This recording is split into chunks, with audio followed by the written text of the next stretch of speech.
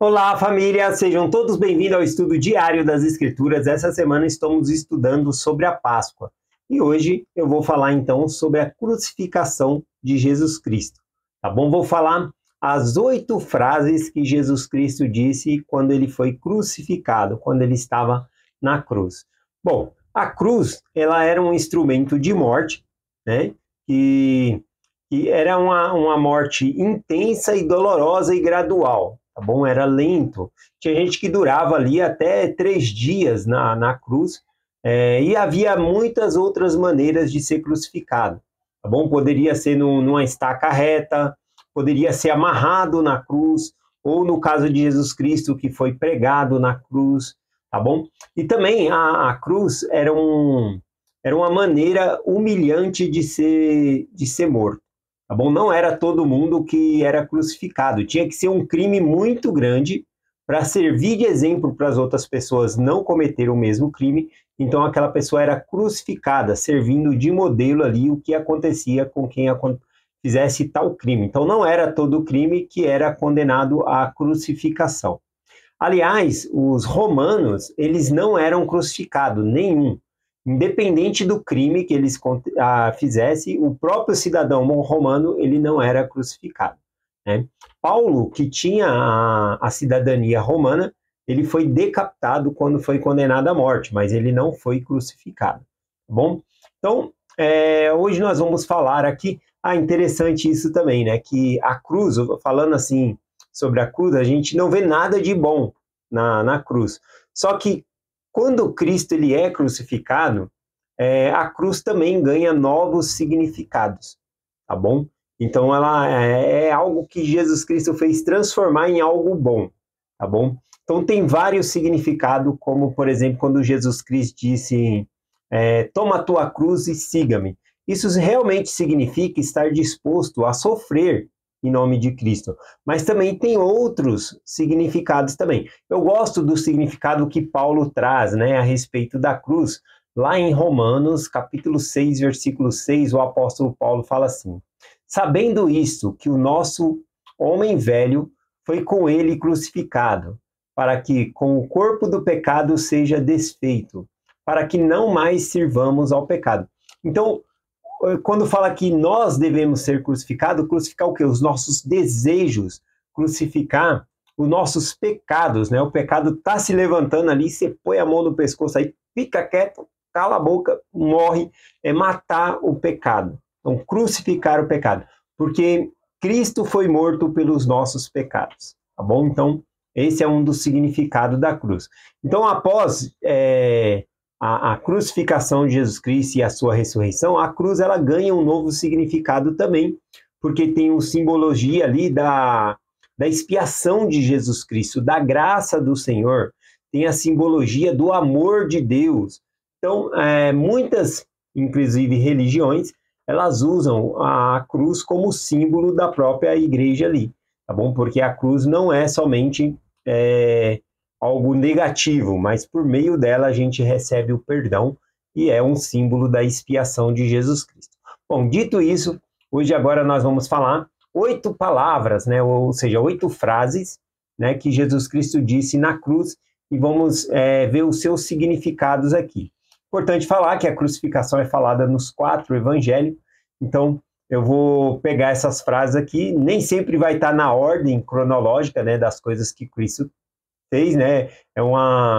Eu tentei trazer numa ordem que eu imaginei que fosse, né? Separei as frases e fiquei imaginando cada frase ali qual que foi, tá bom? A ordem cronológica.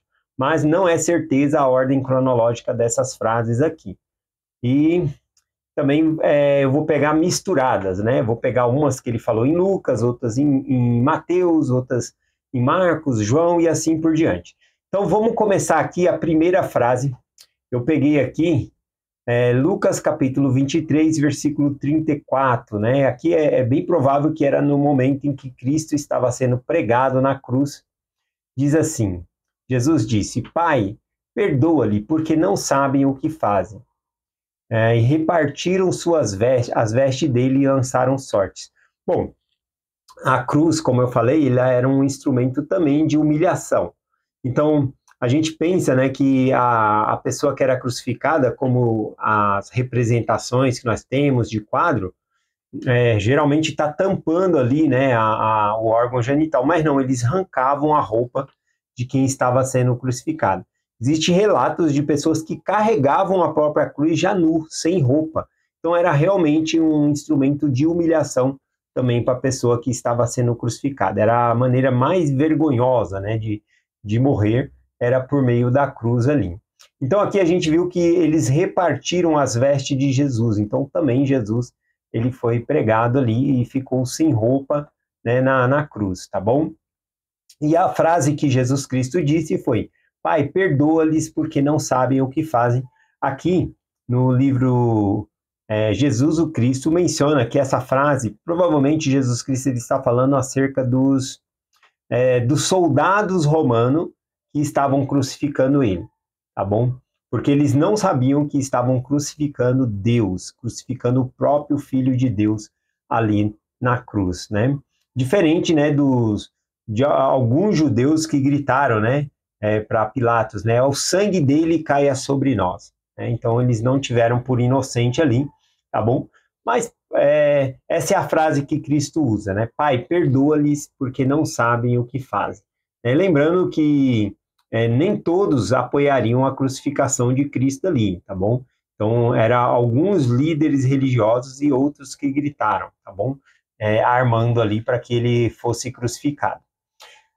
Vamos lá para a segunda frase aqui. Eu separei aqui Marcos 15, versículo 34. E na hora nona, Jesus clamou com grande voz, dizendo: Elohim, Elohim, lama sabachthani, que traduzido é: Deus meu, por que me desamparastes? Bom, essa é uma frase que Jesus Cristo está usando, que havia sido profetizado no livro de Salmo, lá, capítulo 22, versículo 1, tá bom? Também é citado lá. E é a mesma frase que está também em Mateus 27, 46. E essa frase aqui simboliza, né, que Cristo ele foi deixado sozinho por um tempo. Quando ele fala Elohim, Elohim, lama sabachthani, ou seja, Deus meu, por que me desamparaste? Nesse momento, ele sentiu completamente só. Né? Eu gosto muito do comentário do Elder Ballard, e eu também, o Elder Hollard, na verdade, eu acho, que ele fala que é a opinião pessoal dele e eu vou de caminho com a opinião dele, né? Eu também acredito que em momento algum o Pai Celestial deixou Jesus Cristo sozinho. Aliás, não houve um momento em que o Pai estivesse mais próximo de Cristo do que nesses momentos cruciais da expiação ali. Então, o que aconteceu aqui é que para que a expiação de Cristo, o sacrifício dele fosse completo, o Pai ele tirou o conforto do espírito dele. Naquele momento, Jesus Cristo ele sentiu a ausência do conforto do espírito do Pai. Então ele se sentiu completamente sozinho, tá bom? Mas acredito que foi isso que aconteceu.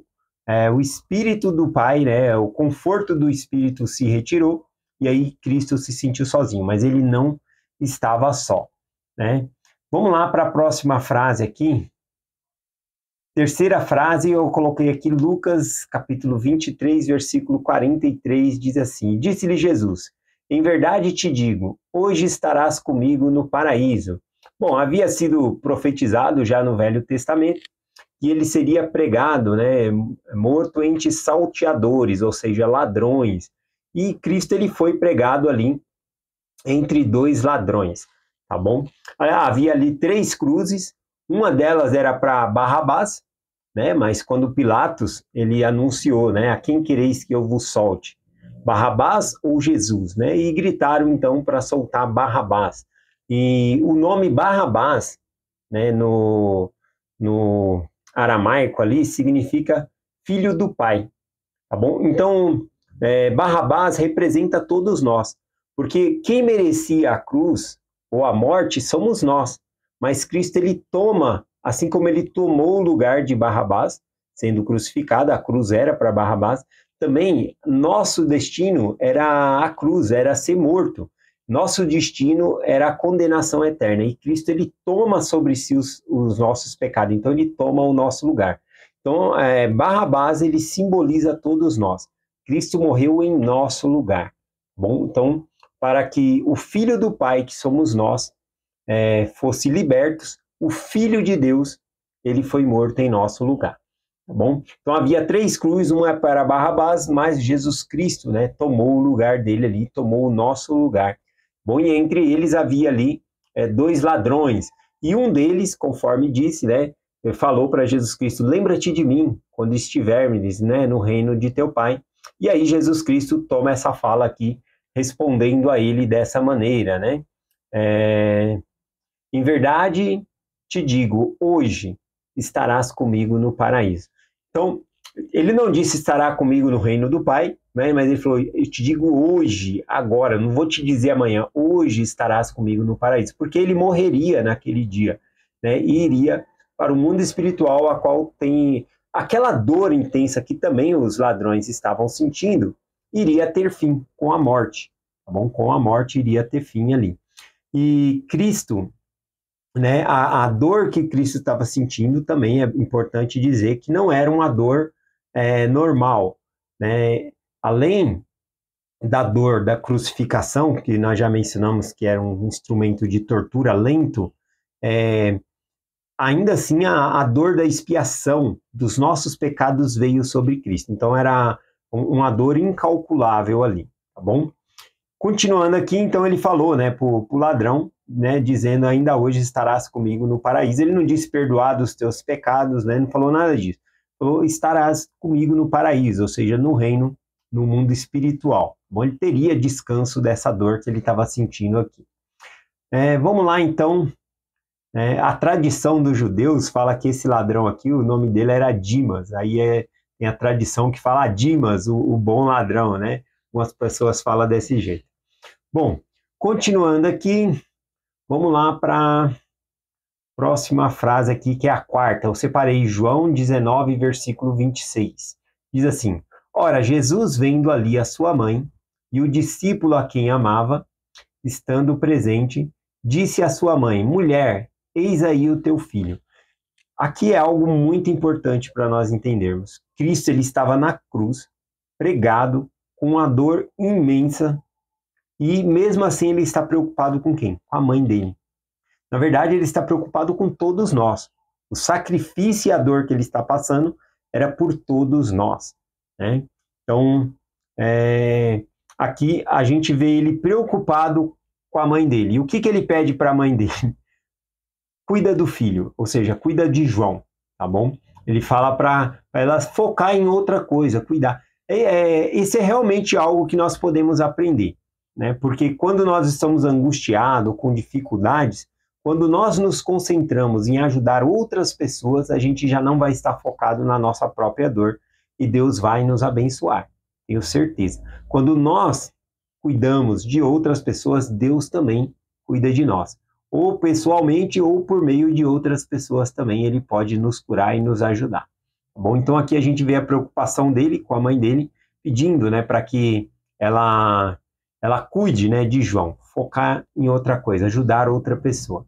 Aqui também, difícil não lembrar, né, que quando Jesus Cristo foi apresentado ao templo com Maria e José, né, inclusive José não está aqui na cruz, né, não é mencionada a morte de José, mas se ele tivesse vivo, com certeza ele estaria ali com Maria nesse momento, tá bom? Mas no momento em que Jesus Cristo foi apresentado ao templo, né, quando ele era pequeno ali, 40 dias de nascido, o Simeão, né, ele pega e faz lá uma profecia para Maria, dizendo que uma espada transpassará a sua própria alma. E isso significando que ela veria a morte do próprio filho ali na cruz, né, que é uma coisa pior do que isso, do que a mãe ver o próprio filho ali sendo morto na cruz, né? Então, nesse momento ele pede para que ela foque, né, em ajudar outra pessoa, no caso aqui João. Bom, então essa é a quarta frase aqui. A quinta, conforme falou, estava lá João e também estava Maria. Então ele vai dizer a próxima frase, aqui em João 19, 27, e disse ao discípulo, ou seja, João, eis aí a tua mãe. E desde aquela hora o discípulo recebeu em sua casa. Veja que novamente ele está preocupado com a mãe. E como ele é o filho primogênito, era a obrigação dele cuidar da mãe. E ele passa, né, ele cumpre essa obrigação pedindo para que João cuidasse dela. E veja que a escritura foi cumprida, porque essa ordem, porque ele fala, e desde aquele momento o discípulo a recebeu em sua casa. Então foi isso que aconteceu. Ele pede para João cuidar da mãe dele ali, e essa foi a quinta frase. Vamos lá para a sexta frase aqui, está acabando. São 8, né? A sexta frase está em João 19, versículo 28. E depois, sabendo Jesus que já todas as coisas estavam terminadas, para que as escrituras se cumprissem, ele disse, tenho sede. Então, a sexta frase foi, tenho sede.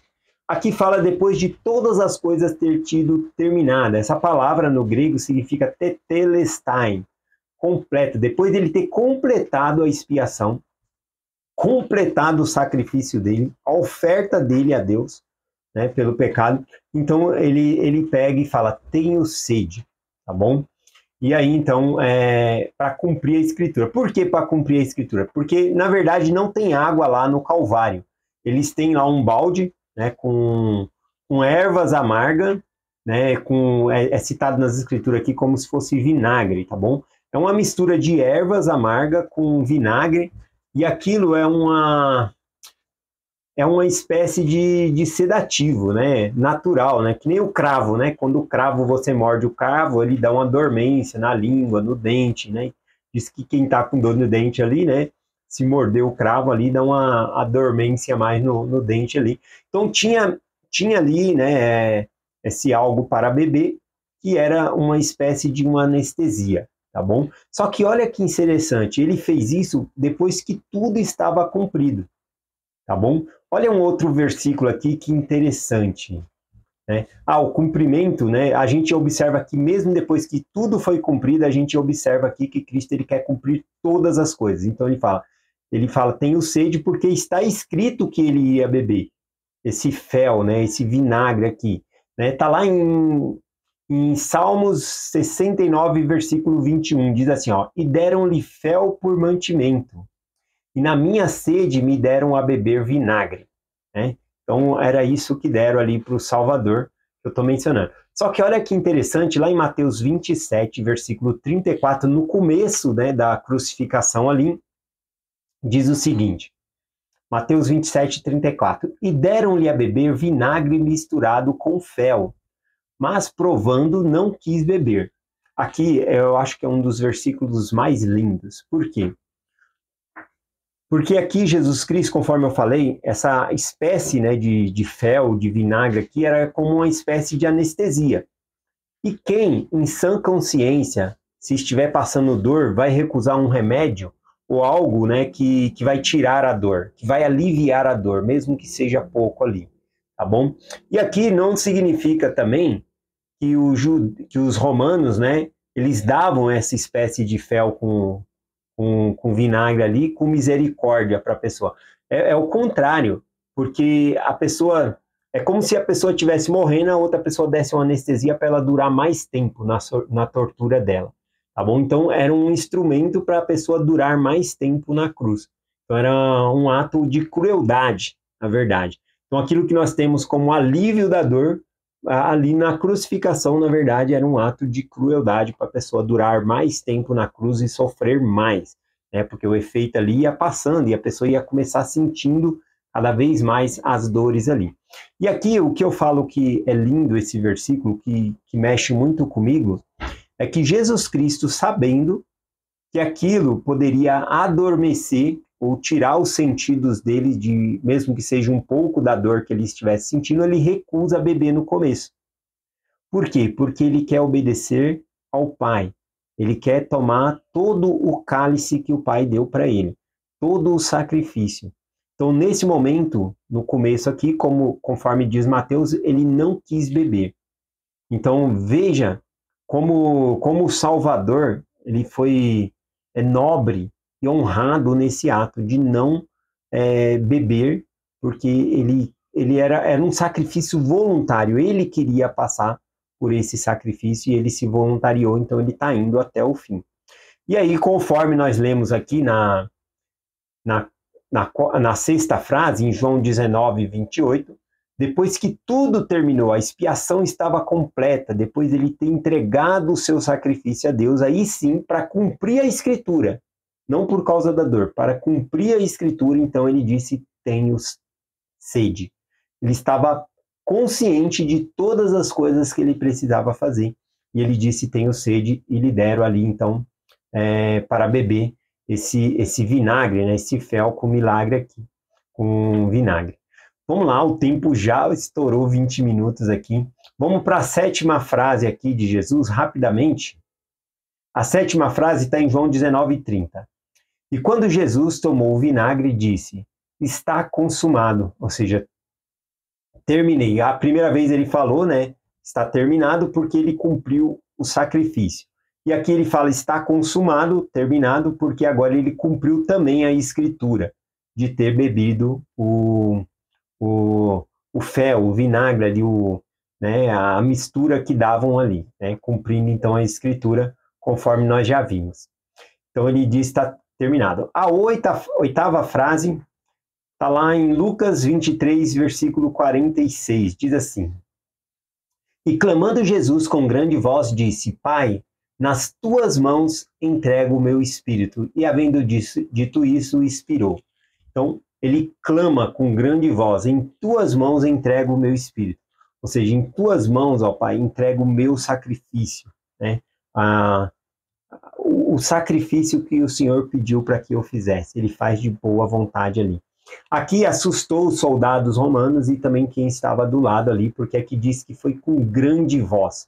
Alguém que estivesse pregado na cruz ali há tanto tempo não conseguiria clamar tão alto como Jesus Cristo clamou naquele momento ali, né? Com grande brado, né? Conforme diz Marcos, né? Com grande brado ele disse essas palavras, tá bom? Então essas são as 8 frases, né? Que Jesus Cristo disse na cruz aqui. Vou falar uma por uma aqui, finalizando, tá bom? Primeira, perdoa-lhes porque não sabem o que fazem. Segundo, Elohim, Elohim, lama sabachthani, que traduzido é Deus meu, por que me desamparaste? Terceira frase, em verdade te digo que hoje estarás comigo no paraíso. Quarta frase, ele disse para sua mãe que estava ali junto, né? Ele disse, mulher, eis aí o teu filho. Então essa foi a quarta frase. A quinta ele diz para o discípulo, né? Eis aí a tua mãe. A sexta frase, depois de vendo que todas as coisas estavam terminadas, para que se cumprisse a escritura, então ele disse a sexta frase, que é, tenho sede.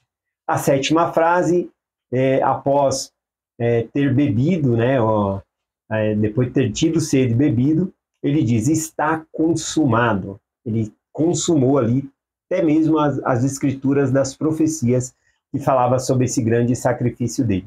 E a oitava frase, ele diz, Pai, nas tuas mãos entrego o meu espírito. Então é essa mensagem de Páscoa que eu compartilho hoje com vocês. Aquilo que é um instrumento de morte, a cruz, Cristo ele transforma num instrumento de esperança para todos nós, para que nós possamos ser salvos por meio do seu grande sacrifício. E é essa mensagem que nós compartilhamos com vocês em nome de Jesus Cristo. Amém. Até amanhã.